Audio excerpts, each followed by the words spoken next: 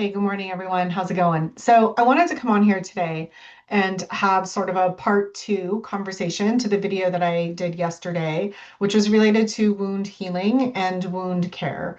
Because I realized that there was a pretty significant part of that conversation that I left out, which is how your BMI plays a role in that.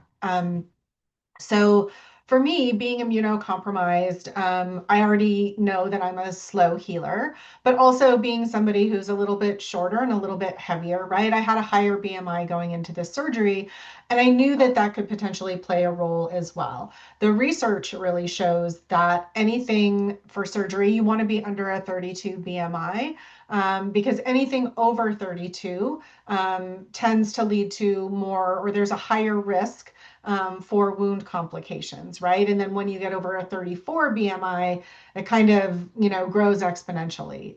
So when I was first talking to my surgeons, I really kind of had that conversation with them because I had been reading a lot in groups and reading the research and kind of concerned about that. And so I had one surgeon who was very risk averse and who was like, I am not touching you unless you're 32 or below. And for me, that would have required a significant amount of weight loss. It would have extended my timeline further than what I wanted to do. And so for me, I just didn't know if I could do that, but it was something that I needed to consider. I had another surgeon who I talked to who was kind of in the middle and who was like, well, I don't think you need to quite be that drastic, but let's see if we can get it down and et cetera. And then we had the surgeon who ultimately I went with, not for this particular reason, but who was like, all of your other labs look good. I don't have any concerns. If you're, at the time I was between 34 and 35. At the time of surgery, I was about 33. But yes, it's an issue, but that's not to say that, you're going to have issues. But fast forward 6 weeks and here I am and I have issues, right?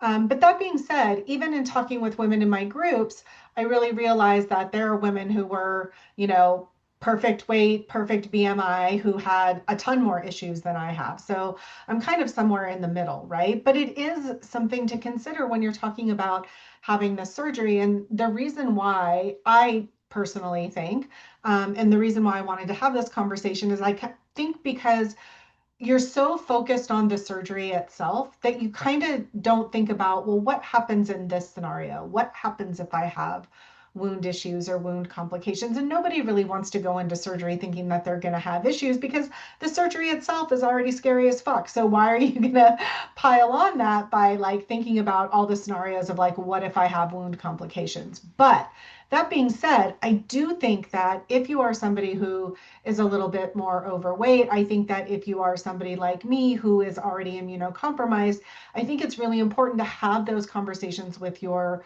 surgeon up front so that you can A, talk through what some of those scenarios could look like, understand then what the options are, right? There are things like wound vacs that you can have like right out of the gate. There are other ways that you can sort of set yourself up for success, right? Like for me, I made sure that I was doing 100 grams of protein a day. I'm working on 20 to 40 milligrams of collagen a day, making sure that my vitamins and minerals are optimized and taking those as needed, So there are ways to set yourself up to have the best outcome you can, right? Now, does that mean it's going to wipe it off the table? No. Could you still have problems? Yeah, because look at me, here I am. But it does allow you to, I think, be better prepared for that.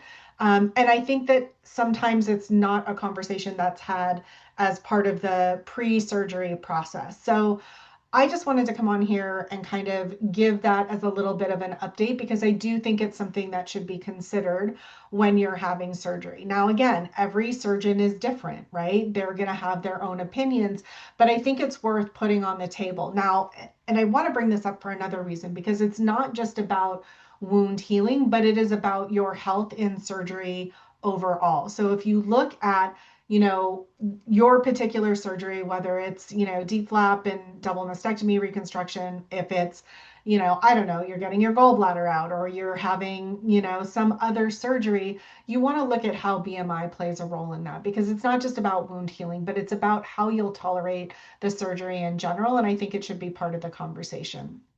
So That's my opinion. I just wanted to come on here and explain that. So, again, for me, it does play a role in where I am today. So actually, and this wasn't on purpose, but you can see in the shirt that I'm wearing today, right?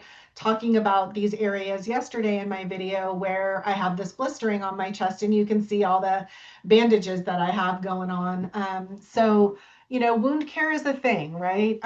It does take a lot, and it's, you have to be diligent about it so that you can get on the other side and heal completely. But anyway, I just thought that I would share this information because I think it's really relevant to the overall conversation.